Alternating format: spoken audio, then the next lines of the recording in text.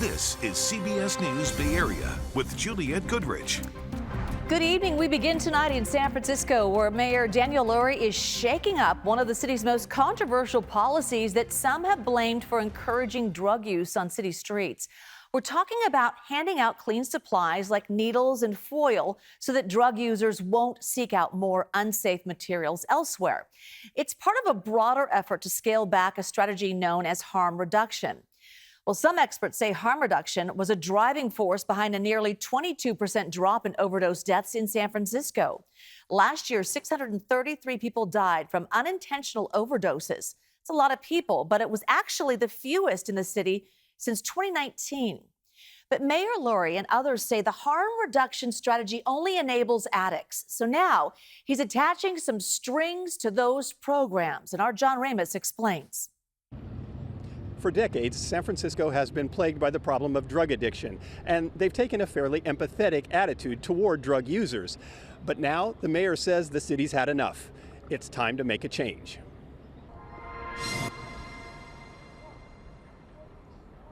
Of all the crises faced by the city of San Francisco, the most deadly has been fentanyl. On average, 2 people die every day from overdose. And on this day, the mayor and public health director took aim at the people who hand out drug use supplies in the name of harm reduction. The days of handing out supplies without any connection to treatment or to case management, those days are over. We have to make a change, and this is the first step in that. Distribution of foil, pipes, and straws for safer use supplies. We will no longer allow that in public spaces, meaning not on the street, not in parks, not on sidewalks. Handing out clean pipes and other drug paraphernalia is meant to prevent accidental overdose or infection from the sharing of contaminated materials. But the mayor is telling the nonprofits who take city funding to stop. And he has an ally with experience in drug addiction, Supervisor Matt Dorsey. Most of the people out there who are struggling with addictions don't want to be there. It's just a question of when is going to be the moment that they hit bottom and make the real difficult decision. Dorsey is a recovering addict himself, and he believes that the harm reduction effort is being driven by activists with a political agenda. What I have seen too often in recent years is people are giving drug paraphernalia and saying, good luck, go use your drugs more safely. And we don't want to say that you shouldn't even use drugs because some people view that as stigmatizing. The new orders would require the distribution of any drug supplies to be in an indoor setting by a trained counselor who would then recommend and try to connect the user with a treatment program.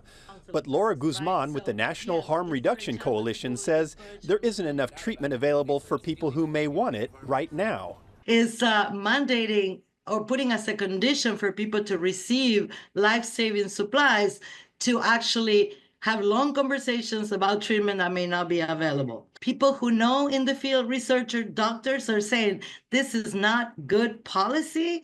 We're actually going against the grain because what we're trying to do is to, have the perception that there is no drug use on the streets. But it's not public health, it's not science-based, it's exactly the opposite of what we know works. The city feels that the harm reduction effort is simply enabling people to continue their addiction. And Dorsey says he only got help after people cared enough to present him with some hard truths about himself. Thank God that happened. If somebody had offered me a hotel room and a little money and go use your drugs, I might have taken that deal. And had I done that, I might not be alive today.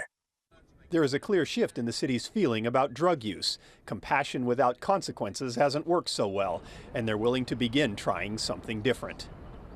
The new policy goes into effect on April 30th and applies to all city-funded programs.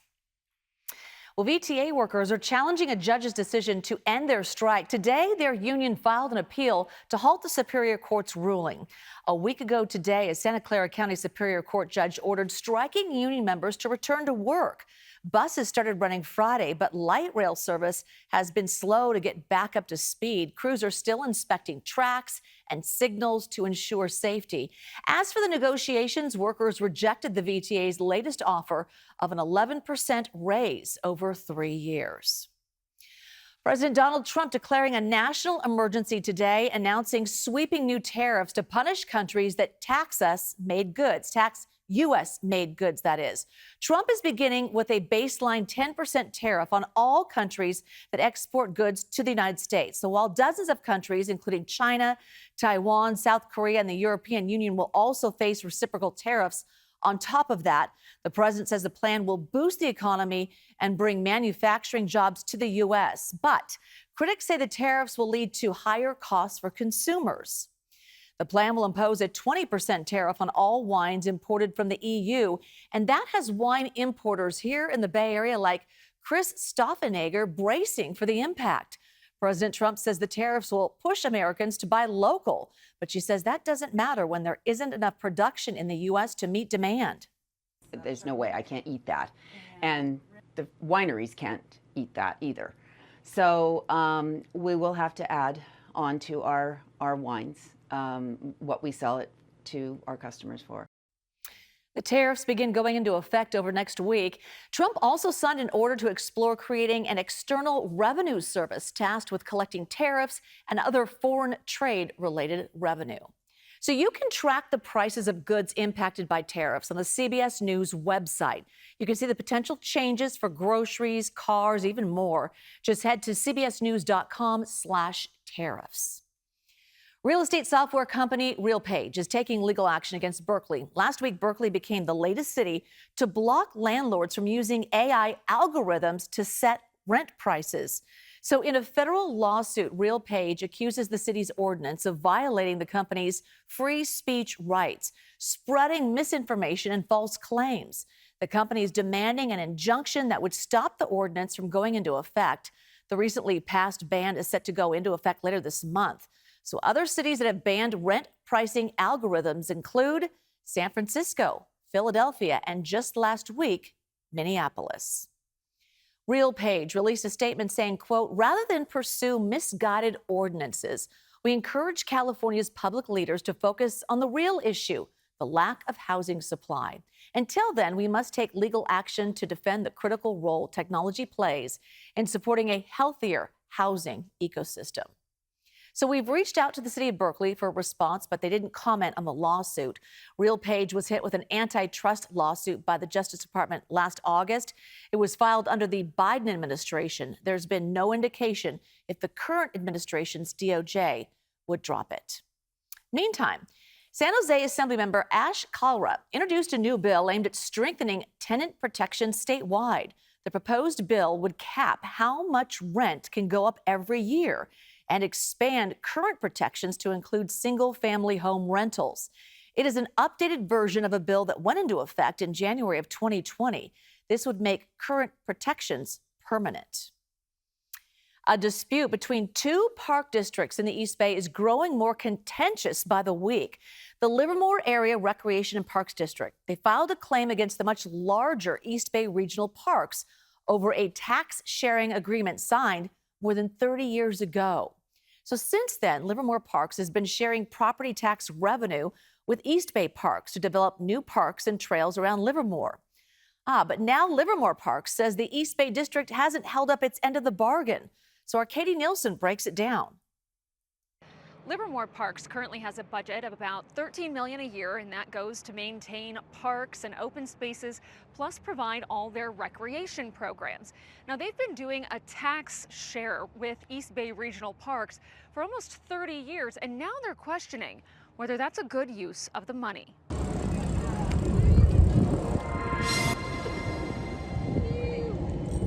Good morning.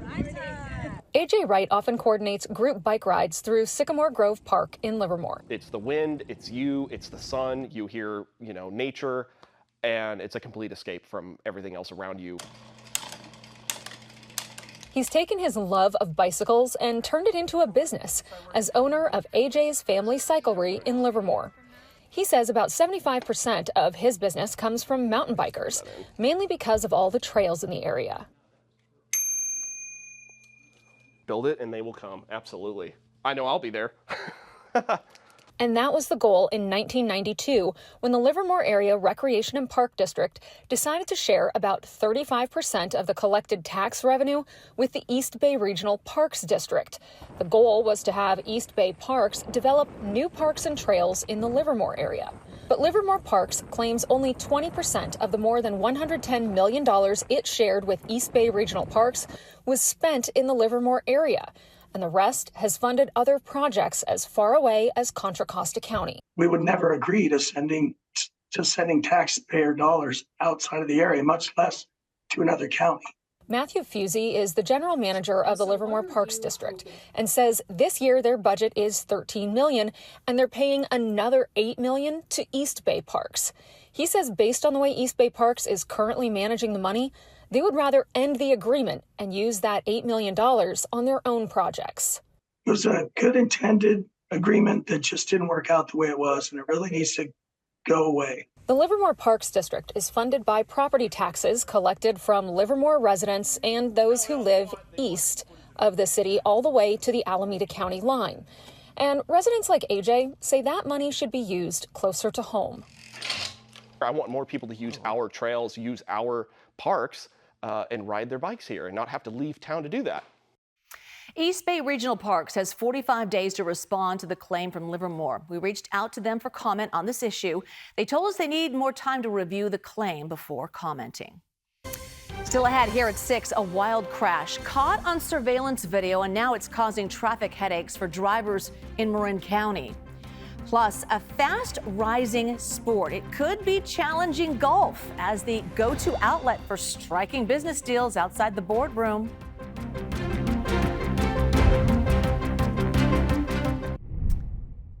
Major damage in San Rafael, where police say a drunk driver took out trees, a street light, and the traffic signal control box. They released surveillance footage of the crash that happened around 8 last night.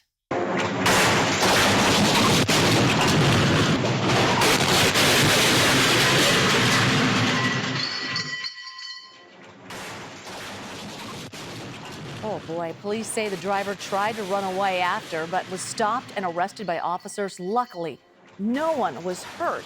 The crash took out the traffic light signal at the intersection of 2nd and B Streets. It's now operating under a flashing red light.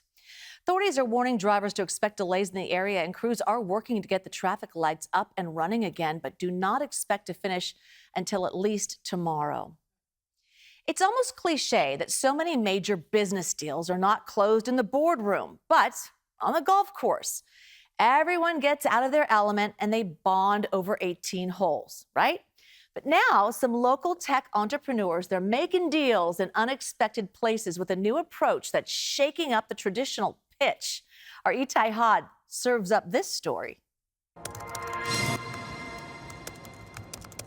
For the last few years, Luis Schilling and his team have poured their blood, sweat, and a whole lot of caffeine into building their company, Tropical IT, a startup that helps businesses manage their computer systems. It has been a very fun ride, kicking off in my garage, and we're now 12 people supporting 9 countries. Now he's looking for an investor who can turn his startup into a powerhouse. For sure. But today, instead of pitching in a stuffy boardroom, he's heading down a flight of stairs to the locker room. No slides, no spreadsheets. I'm Ted. This deal is being played out on a court. You get to know them, and they're out of their comfort zone. Welcome to Paddle, one of the world's fastest growing sports and Silicon Valley's newest networking hotspot. Ted Maidenberg is a venture capitalist, and the man Schilling is hoping will invest in his company. He says the sport isn't just fun, it hits all the right marks. This sport takes a ton of concentration, so maybe asking a question to the entrepreneur between points, he or she is not going to have a chance to prepare an answer. If tennis and squash had a business-savvy baby, it would be paddle. The sport, originating in Mexico in the 1960s, has already taken Europe by storm. Now it's making its way to America, with more than 70,000 courts expected to open worldwide by 2026. Paddle is gaining serious momentum.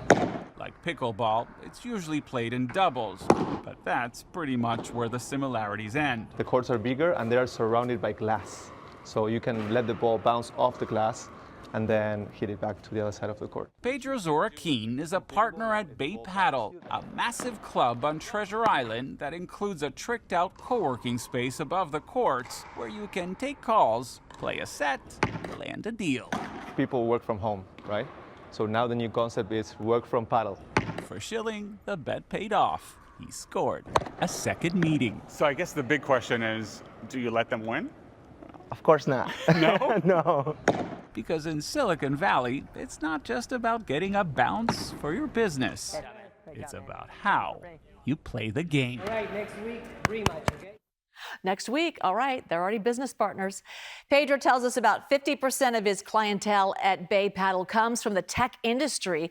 Membership can cost anywhere from $70 to $250 per month. They also have a location in San Francisco's Dog Patch neighborhood. Darren and I making deals here, right in the studio. Yeah, we are. You know, we're not entirely done with Yeah. this small chance of rain for the afternoon. Did you see the time lapse with the clouds and how impressive the skies have looked out there today? Take a look at what's showing up over about the course of the next few hours in the North Bay. There's not going to be a lot to it. Blink and you might miss it, but there are a few scattered showers there. Don't want you to get caught off guard if you see it. We'll talk about that, and that's not the only chance. The bigger story, though, the weekend and the temperatures. Show you how much warmer we're about to go. Forecast coming up next. All right, we're at our all-important weather forecast. Darren just giving me a little sneak peek. He told me we're going to walk this way and see a warm-up. We're going over to right? the big red bullseye over there for us. Yes. That's the weekend. Noticeable warm-up. In sight, okay. Spring, we do this. It's like whiplash. You go back and forth. I know we're all oriented now from cold and rain, but that is your weekend. I'm going to put some numbers on that in a second. First, we're not entirely done yet with the cold and rain. So let's go ahead and take a look at actual radar on the virtual map. There's not a lot on here. But if you keep your eye up here in the North Bay, you might see just a few little blips that show up here over the course of the last hour. They were there just within the last hour. Not a lot to it. And there, you see them in the North Bay? Yeah, it's not a lot. That's why you got to have a real close look at that. Let me show you what matters. What's that going to turn into? Over the course of the next few hours, this is now forecast imagery, same area, keep your eye up here, isolated showers through the North Bay, and if you could see that time on the bottom there, the timestamp on that bottom right-hand corner of your screen, that's showing you that this comes through between about, say, 5 o'clock and about 8 o'clock. So really, from about an hour ago to about 8, 9 o'clock. Don't be surprised, you get a few light showers in the North Bay, and then we might do that again tomorrow. So watch tomorrow now. Timestamp in the bottom shows you we're looking ahead to Thursday. And this, I know it looks identical to what we just saw, but that's actually 24 hours from now. You might get a few more isolated showers in the North Bay. That's it. Not a lot of rain, but technically I had to cover it because I don't want you to get surprised if you're in the North Bay and you see one of those showers. There's another chance for rain that's going to show up by Monday after the warm-up. So let's go in order. The first thing I want to do, actually, is give you the warm-up. So first we're going to color in the map. Here's our orientation for like today and tomorrow. Yellows are basically 60s. And if we put the highs on here first, this is your Thursday. It's going to look and feel very similar to today, not only with those little blips in the North Bay, but temperatures for everybody will be sitting in the mid-60s pretty much for daytime highs. So now we're going to do the transition. If we just look at that color contour, let's get our oriented view out here. If this is the color scheme for tomorrow, let's fast forward that and show you the color code for Friday. Now you're going to see a lot deeper shades of orange begin to show up here on the map and color the map in a more noticeably warm tone. This is when the daytime highs by the time we get to Friday, but particularly Saturday. Saturday's the peak. So the red bullseye that we're seeing up there, that's the Climate Prediction Center's way of showing you that there's a high degree of confidence. Temperatures are going to be above average as we approach that period. And these are what the numbers will actually be here at home. This is about 5 to 10 degrees above average. This is Saturday. It's going to be beautiful. Friday and Saturday will be similar to that. By Sunday, we maybe cool the numbers down just a little from there, and then the next system comes in. So as we turn our attention out into the Pacific, we've got our system safely, like all the way out in the midsection of the Pacific, having no impact on your weekend until we get to like Sunday night. And now you can see the system comes in here. Watch the timestamp here. That gets us Sunday night late into Monday. Let's watch that again. Slow it down. Keep your eye for the time frame here. Sunday night, 8, 9, 10 o'clock. And just kind of going into Monday morning. There is not a lot to that. We get measurable rain out of this. It's like 1600ths of an inch of rain in the North Bay, and that's it. This is not a soaker. This is a weak little spring system that's likely going to come through here. But it's going to have a little bit of rain on it. Here's that 7-day forecast, and we'll take a look at those numbers again for that early part of the weekend at 76. Sunday still nice, and then Sunday night, that front comes through. It's really weak, but you get some light rain. Cools you all the way down to the upper 60s. It's not even that cold and doesn't last long, because then look what happens. We start warming up. Now, these are the inland numbers. There are some low 80s coming back by the time we get to the middle of next week. And when we do this now for the Bay in general, we're not all going low 80s. You want to be in those inland valleys. If you're Peninsula, East Bay Shore, San Jose is a little warmer than this, but this is generally the numbers there. All right, those are all the headlines for now on that. Juliette, back to you. We'll take it. Thank you so much. And when we come back, if you made your March Madness picks based on big names, you may still be in good shape.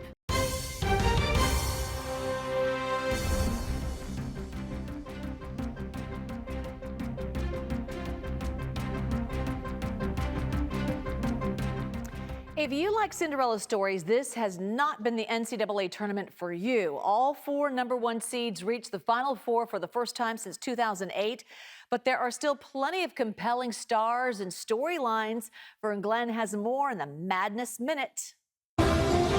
This is the Northern California Honda Dealers Madness Minute.